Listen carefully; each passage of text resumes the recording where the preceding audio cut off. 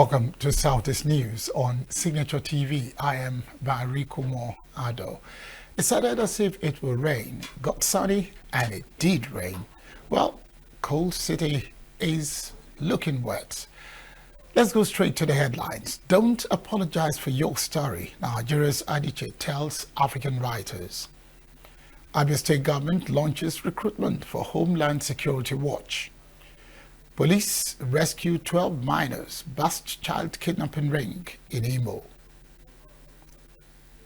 For these and more, stay with us. Every second, every minute, every day, news is breaking, events occur, and there are new developments. At Signature TV, we follow these stories objectively, bringing all sides without bias, explaining the complex issues, breaking down the numbers, and investigating the issues behind the news. Anywhere and everywhere, near or far, wherever the news is, we will be there. Signature TV. News in your pocket.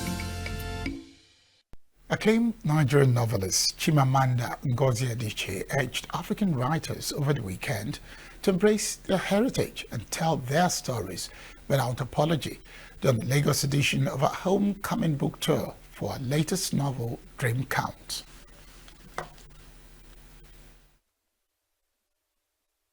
Many people talk about wanting to write, and they don't actually write. So write, do the work. But the second thing is, don't apologize for your story. Don't think that you have to change your story or make it easier for anybody. Your only responsibility is to tell the story well. If you tell it well, readers will understand it. Always remember that our story is worth it. You know, African stories are just as important as stories from anywhere else. Don't ever forget that. Don't ever apologize for being an African, for telling African stories. Released in March, Dream Count is Adichie's first novel since the passing of her parents. During the event, she spoke candidly about how grief changed her identity and how writing became a vessel of survival. The new novel follows 4 African women navigating their hopes, dreams, and struggles through flashbacks spanning from childhood to early adulthood.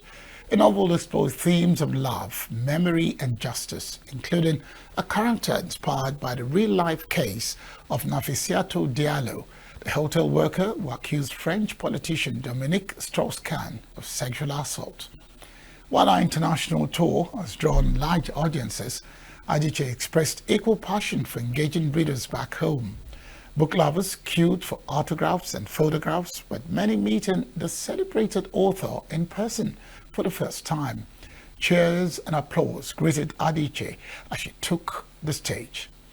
Adichie, whose acclaimed works include Half of a Yellow Sun and Americana, has won numerous literary awards, including the Orange Prize for Fiction. She was named one of Time magazine's 100 most influential people in 2015. The homecoming tour will continue to 3 other Nigerian cities, including the capital, Abuja, before concluding in Enugu, where Adichie spent her formative years. The mythical Umuofia village at the Center for Memories, number 2 August Street, Independence Layout, Enugu, came alive on Sunday. Occasion was to mark the opening ceremony and the 67th anniversary of the famous and award-winning novel, Things Fall Apart, written by Professor Chinua Achebe. Correspondent Raymond Kenbata witnessed the event. The Center for Memories, founded in 2017, is committed to preserving and promoting the history and culture of the Igbo people. This it does by showcasing Igbo artifacts, art, history, and cultural heritage of the Igbo people and Igbo communities. The center also hosts cultural events, workshops, and lectures to promote Igbo culture and history. This time around, the focus is on the famous and award-winning Things Fall Apart, written by Professor Chinua Achebe, which the center wants to commemorate its 67 years of existence. The chairman of the occasion, Chief Ben Etiaba, in his opening remarks emphasized the significance of the week-long event. Things Fall Apart was written in the year 1958, translated in very many languages, tried to deal with the impact of colonialism, the impact of Western education, the impact of Christianity, the clash with our tradition, social structure, our values. Distinguished ladies and gentlemen, this festival is a week-long festival. What is happening here this afternoon is the formal declaration of the week-long festival. It is going to build up from now till Saturday. It will build to a crescendo when the majestic Ajofia Nnewi will perform at the grand finale, and when we will hear the keynote speech from our very own Odelogwa, Chimamanda Adichie. That will be the crescendo and the high point of this festival. So it is my singular honor to declare as the chairman of this festival, first of all, commission the village, the mythical Mobian village open. That's the first one. Can we put our hands together? And to formally declare this festival open. Some artists whose works are on display at the center gave the interpretations of the various exhibitions. Okay. This art piece titled The Remaining, so it's all about talking about the remaining parts of slavery that is still hurting human beings. So if you look at the work, they are all done with coconut shell. So this coconut shell is a strong medium that talks about or that depicts this sense of slavery. And looking at this one, we could see a form of a tiger's skin. And on it, you could see some parts that has this blood-like red color and also openings, which shows that something is happening here. But instead of this completing, you could see some openings. So it means that the physical aspect of slavery has been solved or settled. But there is still something that is still hurting us. One remaining slavery, which is the mental slavery. Izu is known as a call to resolve any issue in the society. Normally, the call is normally made by the eldest man in the community, as in the village. So, why I represented Izu as an artwork is a call for togetherness. Izu means a meeting. As you can see here now, heads of men in a round table. That was what I represented, although it's an abstract work. So these heads of men in a round table, that's when there is peace in the society. There can be a peaceful Izu. That's a peaceful gathering. But when there is conflict, that's when you come down to this side. You will see where the heads are not complete in the round table. That means there are conflicts or there are something that is happening internally in the village, which we need to fix by bringing everybody, all heads together. But when the heads are not there, that means the all heads are not around the table. That means there is problem in the society.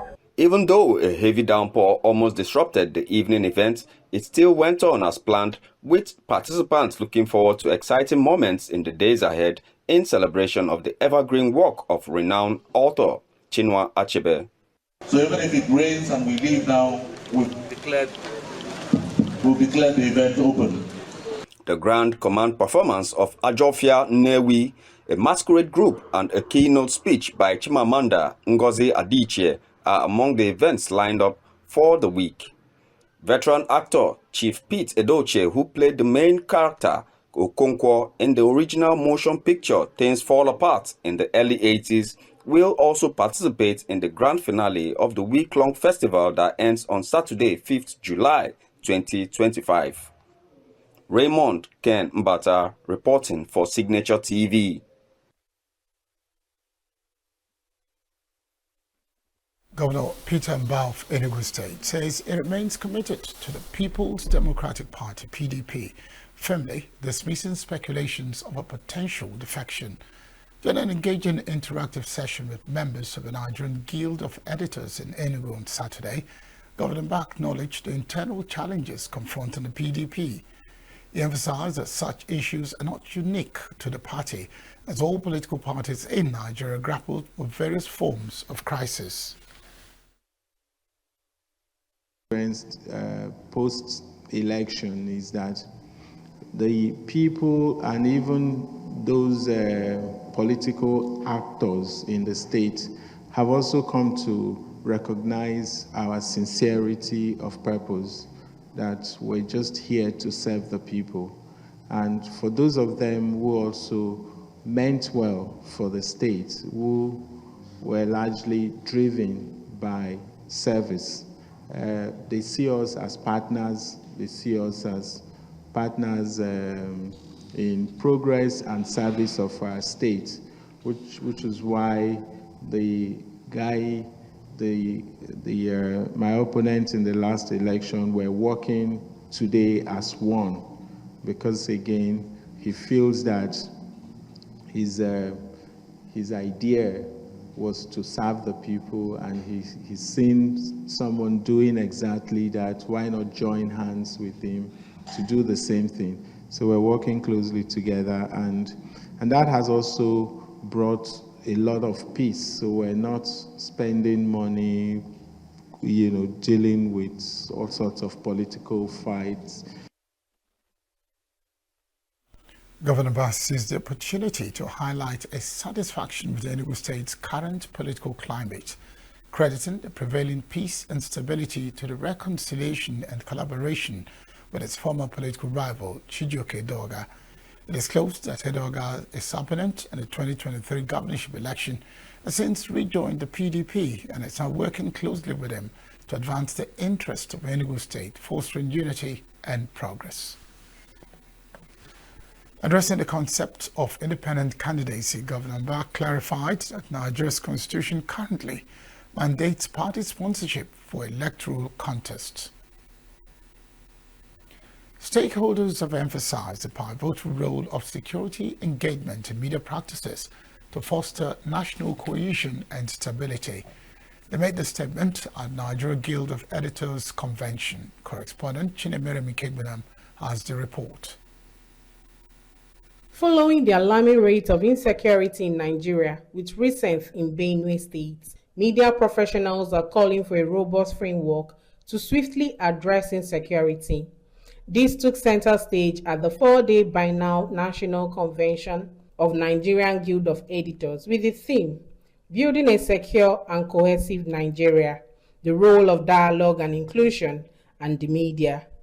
They highlighted the need for collective action, inclusive dialogue, and responsible media practices to promote national security and unity.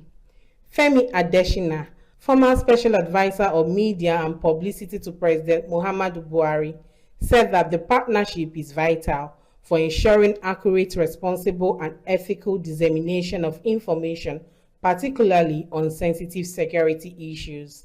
Media does not operate in a vacuum. It must operate within the society.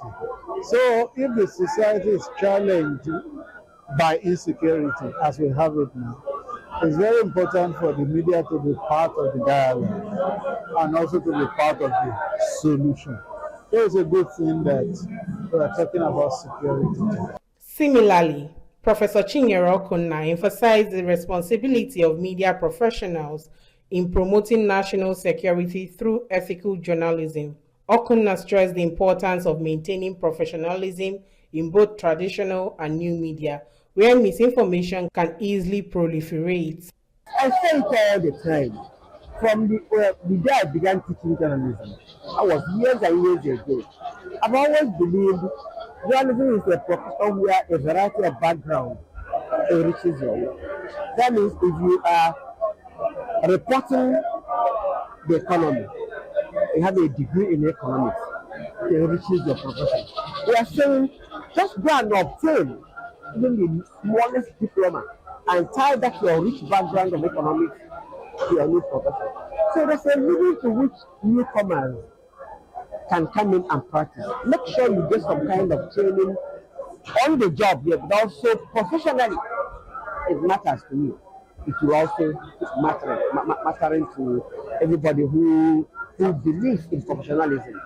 But when new media is there, we should not depend completely anymore on the old media. Some executives and members of the Guild also stress the need for strategic collaboration between media and security agencies. The truth is, one of the biggest challenges plaguing our country today is insecurity. So, when journalists converge, because they are also the people who are going to disseminate the information. So it is very, very topical. It is also very, very pertinent that we have converged. And one of the reasons, or one of the topics we chose to discuss or to look at happens to be insecurity and security. Talking about security, doing something about security. We just had a lot of bloodshed in Benue State, coming from plenty of bloodshed in Plateau. Kidnapping, other forms of insecurity is plaguing Nigeria right now, and there's no better time to talk about how the media handle security issues, security reporting, and we're trying to find a balance between doing our job and keeping the security operatives safe. And I believe the team is being act because it addresses a current problem, and most importantly, it seeks collaboration and understanding with the system so that the editors can perform better, the narrative for our country can be better, and our citizens can be better secured. So I think it's a good step, it's a good direction, and it will impact this country. By prioritizing ethical reporting, strategic collaboration with security agencies, and accurate information dissemination, the media can help mitigating insecurity and foster a sense of national unity. In Enugu, Chinemere Mikebunan reporting for Signature TV News. A tragic accident occurred at Amoji community in Isialangwa North local government area of Abia State, claiming 4 lives and leaving 8 others seriously injured.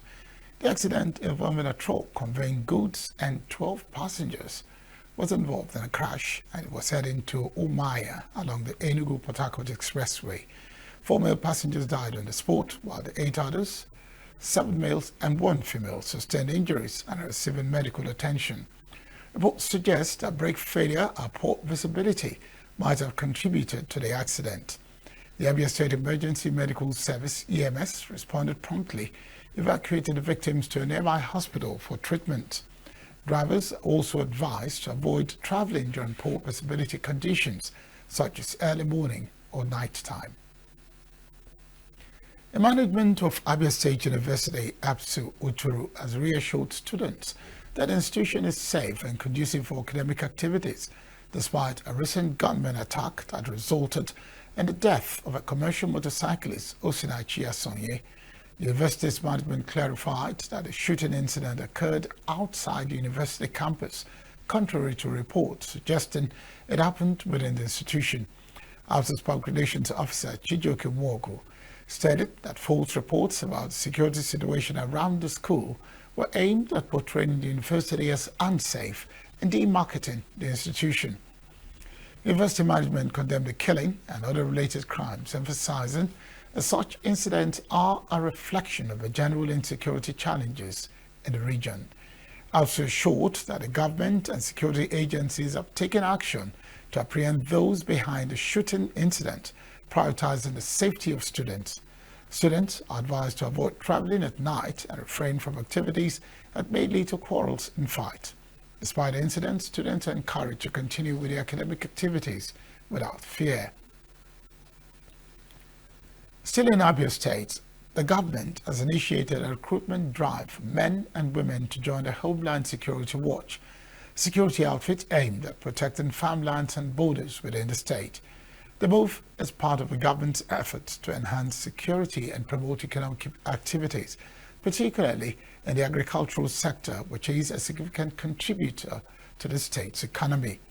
Safeguard farmlands from destruction, encroachment, and other forms of threats, ensuring that farmers can work without fear of attack or harassment. Secure the state's borders to prevent illegal activities such as smuggling, armed robbery, and other criminal activities that could undermine the state's security and economy. foster a sense of community policing where members of a security outfit work closely with local communities, farmers and other stakeholders to identify and address security challenges. Recruitment of men and women into the Homeland Security Watch is expected to enhance security in the state, particularly in rural areas where farming activities are prevalent. Initiative would create job opportunities for young men and women in the state, providing them with a sense of purpose and a means of livelihood. The Anambra State Police Command has apprehended a 24-year-old suspect, Munaneye Jakube Victor, for allegedly orchestrating the kidnapping of his friend and collecting a ransom of $5.3 million in dollars. The arrest was made 5.3 million naira in dollars. The arrest was made on June 26, 2025 at Uli Divisional Headquarters. Victor was arrested by police operatives after he collected a ransom from his friend's family, confessed to planning the kidnapping and pretending to be a fellow victim to avoid suspicion. Victor is currently cooperating with the police, providing information to help apprehend his accomplices. He will face prosecution upon conclusion of the investigation. In another development, Imo State Police Command has rescued 12 minors and arrested a 42-year-old woman, Anne Ngozi Ezenwa, alleged to be the leader of a child trafficking syndicate. Police Commissioner Boki Danjuma condemned the act and reaffirmed the command's commitment to protecting children's rights and dignity across the state.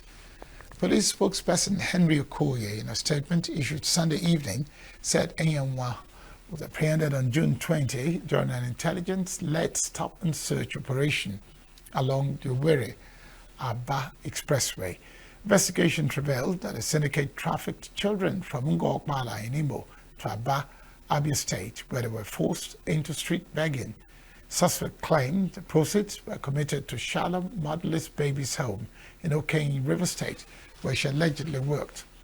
Ezenwa has reportedly confessed to the crime and the 12 children taken into protective custody, while others are on the way to trace and reunite them with their families. Command is appealing to the public for assistance in identifying the rescued children, urging anyone with relevant information to contact the police X-Squad unit. The people of Obiangu Autonomous Community in Ngokmala, local government area of Imo State, have staged a protest challenging an alleged imposition of interim town union executive on the people of the area by the chairperson of the local council, Chika Ibekwe. The people took the protest to the offices of a speaker, Imo State House of Assembly, Chike Olembe, and the Commissioner for Local Government and Chieftaincy Affairs, Ruby and Mele, who in their respective response assured them that the matter will be looked into. Community leaders allege that the council boards, Mrs. Ibekwe, handpicked individuals without due consultation with stakeholders of the community despite the commissioner's intervention and cancellation of a town union election.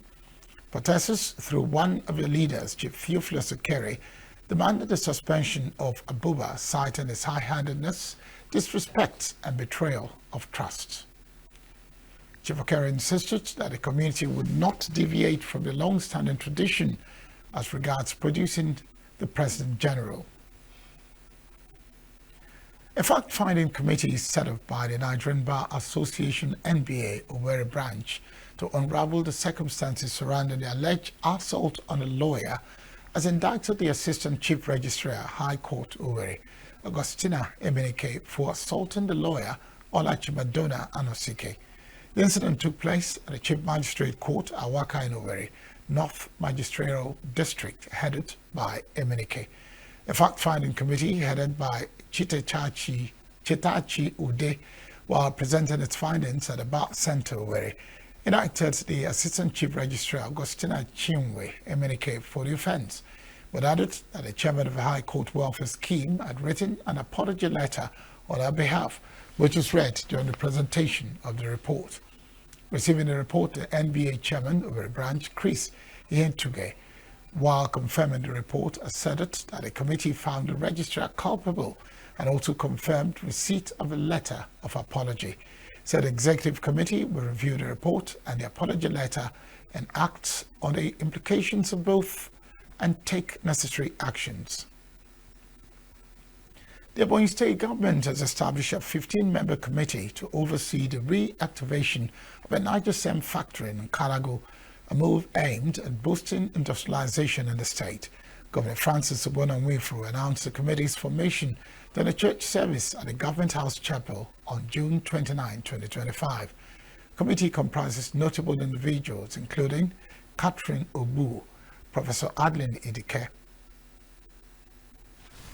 Idumai Gariwe, Associate Prof. Ben Odo, Sunday Eze, Senator Chris Wankwo, Senator Ken Eze, Senator Anthony Ani, Senator Nyekachin Webonyi. And that's the news. When we return, we'll start with our conversations. Stay with us.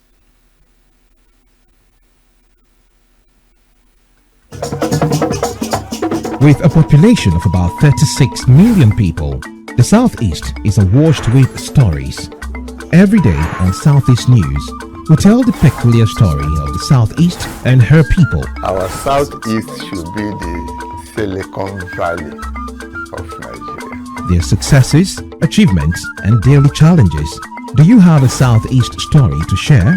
Community achievements and challenges, completed and uncompleted projects, bad roads, water scarcity, erosion, flooding, insecurity, or even disagreements? Bring it on to Southeast News. On Southeast News, no story is too big or too small. Southeast News. Let's tell our story. Showing on Signature TV every weekday at 4 p.m. WAT, 1600 hours GMT. Every second, every minute, every day, news is breaking, events occur, and there are new developments. At Signature TV, we follow these stories objectively, bringing all sides without bias, explaining the complex issues, breaking down the numbers, and investigating the issues behind the news. Anywhere and everywhere, near or far, wherever the news is, we will be there. Signature TV. News in your pocket. On Friday, we left you somewhat hanging in Ebonyi State. We're going back to Ebonyi State, but not to continue with the crisis between Amaseri and Osoeda, but we'll pause that story. Now, today, being Monday, there was this town hall held in Ebonyi State between some landlords in a particular area. Ebonyi State government is handling a project, but I'm not the one that will tell you about it. We have in Ebonyi State, in Abakaliki, waiting for us, Amechi Odo. Amechi, good afternoon. Good afternoon, Barry. So, how was your day? My day has been fine. It's good to know. Now, okay. Did this town hall achieve progress? Was there progress at all from this town hall, from what you witnessed? Yes, there is progress. In fact, I just left the hall to actually go home and assemble my report for further dissemination. And as at the point I left, both the governor and the landlords were engaging each other in a more positive, robust, and fruitful way. I used fruitful because the landlords have actually expressed themselves, and all the contributors aligned their plan of development, expand the which of course is located at the capital city of Abakaliki, running from the very popular junction, which all of them but popularly known as Junction, to Banco Junction. Every second, Every minute, every day, news is breaking, events occur, and there are new developments. At Signature TV, we follow these stories objectively, bringing all sides without bias, explaining the complex issues, breaking down the numbers, and investigating the issues behind the news. Anywhere and everywhere, near or far, wherever the news is, we will be there. Signature TV. News in your pocket. I said that the places that will be affected are Spera Indo Junction down to Vanco, Vanco to Onebonyi, Vanco to Hosanna Park and Ojuwere, then Vanco to Union Bank. Of course, you know that the project being talked about is a signature project, is a landmark project, as Governor, has always referred to it, and it has double deck. It's a flyover with a tunnel. The flyover has double deck, and you have a tunnel of about 700 meters. Now, what is the issue? What informed the town hall? Barry, are you there? I'm with you. Good. So what informed the town hall? What informed the town hall is that the government noticed that from the road design that Ogoja Province, of course Ogoja Province from what we learned, designed Abakaliki, then it was under East Central State. Yeah. So the province designed Abakaliki municipal. But from the design and what has happened now, a lot of persons have built structures on top of or on the spaces, provided as setbacks. Now these setbacks are measured to be 10 meters. 10 meters from the gutters, and it is on the two sides. But people encroached, built structures, and they were originally designed to accommodate, water pipes and electricity. And again, also for, safe driving and to minimize accident, because when you build very much close to the road, there's every possibility that a vehicle that develops mechanical faults and maybe, veers off the road can plunge into a structure that is, too close to the road. Yes. So the standard has been that you give a space of 10 meters, from the road when you are raising your structure. But this was not adhered to, as some of the landlords actually encroached from what the governor said. So, but he said that he's running a welfarist, administration, and has chosen to listen to the people. Maybe they can come up with ideas and suggestions on how to maneuver the project, of how to handle it so that there won't be demolition, or there won't be much demolition. Now, he said that if in event that government carries out demolition, then he's going to pay compensation. That he's going to pay compensation, that already the government has completed the payment of compensation for those whose property, were affected at Vanco Junction when the, laid foundation for the double deck and tunnel, infrastructure that are there. So that informed the town hall. Now, opportunities were given to the landlords to, express themselves, and virtually all of them supported it. But they pleaded with the government to actually look into the value of the structures that will be affected and pay compensation in tandem, with the, present economic realities, so that maybe they can use the money to raise structures elsewhere. Now, some other landlords suggested to the government not to abide by the standard regulations of road construction, which is that each lane should be 7.3 meters, gutter will take a meter, walkway will take a meter, then you have another 2 meters, from the walkway. So all these joined together will give you 10 meters, which they actually encroached on. So the governor said, that that is the rule, that is the standard, and he will just study or look into the suggestions and see what he can do. But he expressed joy that all the landlords supported the developmental stride of his administration, and he promised that he will handle it in such a way that everyone will be happy. Because he actually considered to the fact that those structures, the structures that are affected and which will be demolished, actually made Abakaliki or gave Abakaliki the status of a capital city. That when the federal government was considering Ebonyi State as a state, of course they looked at the viability of the capital city, and those structures gave Abakaliki the economic viability that the federal government under the military regime of Abacha was looking for then. So, on that note, the town hall came to an end.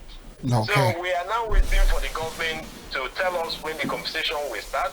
They say there will be enumeration, evaluation, and so on and so forth. And those to benefit from the compensation will follow due process of going to probate to generate a letter of administration. For those who have lost the original owners, of such property, they have to go to probate and process their papers, generate letter of administration, then compensation will be paid. Good. Okay. So that is where we are. All right. That sounds good. Except I don't want to be a sport, but I noticed something while you were talking. Now, years later, imagine that the road has been constructed and the governor concedes not to take the standard measurement, which is best practices globally, and reduces the measurement. It will be the same group of people that will be saying when this road was constructed, it should have been a bit wider. But now they are suggesting that because of their property, something should be done. I think sometimes we should think of posterity and how things should be done for the good of the people, not just for our selfish gains. Now, quickly, before Sorry, let me cut in before you continue. You just, rephrased the comment made by governor, because he was asking one of them who actually put up that suggestion, a hotel owner. In fact, the man has a giant hotel located at Ebonyi Junction there. And he asked the man, okay, whether you want the road to be of a standard measurement at Banco side, then on getting to Ebonyi, it will come narrow. To 6.3 meters or there. And the man said yes, and everyone started laughing. Okay. That was the selfish, suggestion, because his property is involved. It is. I need to let you go now, Mechildo, but I'm looking forward to hear more concerning the reactivation of Niger SEM, but not today, because from what I gathered, the committee will just be inaugurated. So then when we get the charge, that's when I want to talk about it, because I know that the talk about reactivation of Niger SEM at Nkalago has been going on like forever. So that's when, after the inauguration and we get the charge, that's when we want to talk about it. But I'm sure all that will happen within this week. So I'll be reaching out to you. Before you run away, let me just say that they have inaugurated the committee. And what was the charge? The governor told us we were not, giving pre-information about the inauguration, but he came into the town hall and announced that he had just inaugurated a committee on Niger SEM, and that was actually what delayed him, because the town hall meeting was supposed to start by 11 or 12. Yes, okay. but they started a few minutes after 2. So it has been inaugurated. Perhaps we get details and we talk more on that. Definitely we will. So thank you very much. And Mechildo, as always, you're always on point. Thank you very much. I appreciate it. We're taking a break now from Ebonyi, and we're taking a trip. Don't worry, I won't tell you where. When we arrive, you'll know. Stay with us. With a population of about 36 million people, the Southeast is awash with stories. Every day on Southeast News, we tell the peculiar story of the Southeast and her people. Our Southeast should be the Silicon Valley of Nigeria. their successes, achievements, and daily challenges. Do you have a Southeast story to share? Community achievements and challenges, completed and uncompleted projects, bad roads, water scarcity, erosion, flooding, insecurity, or even disagreements? Bring it on to Southeast News. On Southeast News, no story is too big or too small. Southeast News. Let's tell our story. Showing on Signature TV every weekday at 4 p.m. WAT, 1600 hours GMT. And I did tell you that when we arrived, you will know. And so we are in Anambra State. We're not just in Anambra State. Sometime this year, there was a confusion about stories we were hearing in Anambra concerning what was happening with traditional healers, traditional practitioners, and all that, concerning a law that was passed in Anambra State. And there was also confusion about who are those who were doing the right things, who are those that were using traditional things for criminality. All that was in Anambra. And gradually we began to hear that some people are there doing the right things with traditional practices. With us on phone from Anambra is the coordinator of native doctors and spiritual materials sellers in Anambra State. I hope I got that right. Daniel AJ. Hello? I'm with you. Thank you very much. Okay, probably because I didn't say is a DB of Anambra State. That's why it took you some time to answer. You just introduced me, right? Yes, I did. So, tell us a little about the organization you lead, just a little, so that we can get into the meat of why we are having this conversation. All right.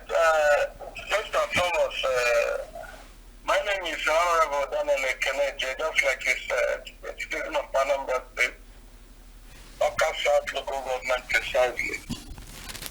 Then, with respect to the question you asked, the movement you just saw some couple of days ago is what we call a sanitation movement, which is in line with Professor Charles Chukwumasoludo's administration. That's of sanitizing the native doctors, spiritual material sellers, and all that.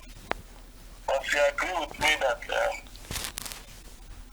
during the olden days, in manner we practice tradition, and the way we practice it now is a very big difference.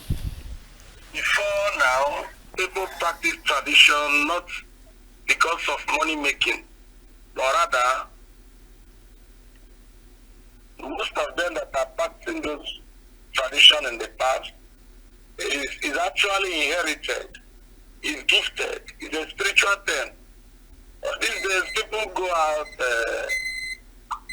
acquire all kinds of shackles and the deities, and do all kinds of things in the name of making money.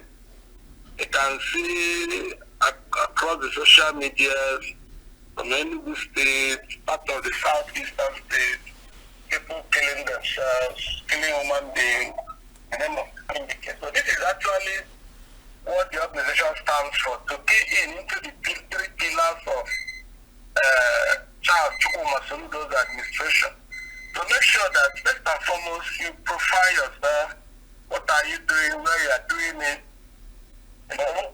evidence of what you have been doing in the past. Then the next thing is, if you are doing it well, then the government will support you. Then if you are not doing it well, then you have to change your business. So that is what you are here for. Okay. So that solidarity movement is to champion the cause of their governance movement in terms of sanitizing the traditionality. Because people normally say that Mr. Governor is against the native doctors in Anambra State. But I say those saying that is a mischievous maker. because rather what the governor is against is the evil deed that most of the traditionalists and the actualists Okay. are actually threatening this. All right. But I need to ask this. Why did it take so long for native doctors and traditionalists to wait for government to come and sanitize their practice?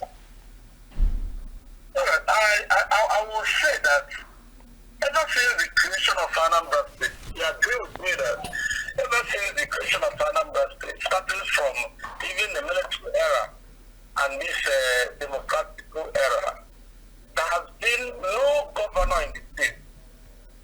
What me if I'm wrong? There is no governor in Anambra State that have actually faced that particular sector. So the native doctors, because of the fact that, our people normally say that that is when equal things allowed to stay over the time. So people will not be looking at it as a normal way of life, as a tradition. So in as much as nobody is actually disturbing them, nobody is harassing them, nobody is checkmating them in terms of from the government angle. So everybody see that it's a normal thing. So they've been doing that for how long? So, but now that Mr. Governor didn't see that this particular area needs to be checkmate, you understand? So, and everybody is now seeing the atrocities that are coming out from that particular, the name of money making. So we thank Mr. Governor for actually diving into that reception of our dear state. Okay. And now, looking at Anambra State and from where it has come and up to this point, what would your body do, your organization do, to ensure that the crafts you practice is used to develop Anambra State without waiting for only what the government can do? It's just like what I've actually said, that already the state government have actually laid a foundation which we are keen into. Yes, so how do you build on it? How do you build on it so that it becomes visible, people will see it and say, yes, these ones are the true practitioners? Now, the area where we are keen into that movement is one, because you know that our people always say that if you want to catch thief, then you probably give the security of that particular area to robbers because they know themselves. So one of the key things we are currently doing now is using traditional native doctors to treat native doctors because they know themselves. So those true ones, those certified ones that are genuine, who actually know, because if you watch what is actually happening in that sector, you will discover that most of those evildoers that call themselves a native doctor, most of them doesn't even give room for those genuine native doctors to sell. You understand? So, to do that, once you are using the genuine ones to checkmate the evil ones, we'll get it right. And what you are trying to do now is that Anambra State has 21 local governments, 179 communities, and 3 territorial zones. So we're trying to form what we call CIC. CIC simply means Community Intervention Committee. So because wherever you are coming from, if you know those that are practicing the evil ones among them as a CIC committee, then you have to say something because the governor said when they say something, they try to say something. So those committees will begin to say something to the government. This is the kind of practice what these people are doing in our own area. Across all the entire local government, communities and local government and our towns. So before you know it, I think the evil ones will change their locations. Okay. So that is the current what we are championing. All right. Thank you very much. Honorable Daniel Ekene Eje is the DB of Anambra State, is the coordinator of traditionalists in Anambra State. Thank you for coming on to this edition of Southeast News. I know that Along the line, we'll be speaking to you more and more often. But for now, I need to say thank you again for coming on to Southeast News. And that's where we call it a wrap on this edition. We'll be back tomorrow. Until then, Barikumo Ado is my name. Thank you for joining us. Thank you so much.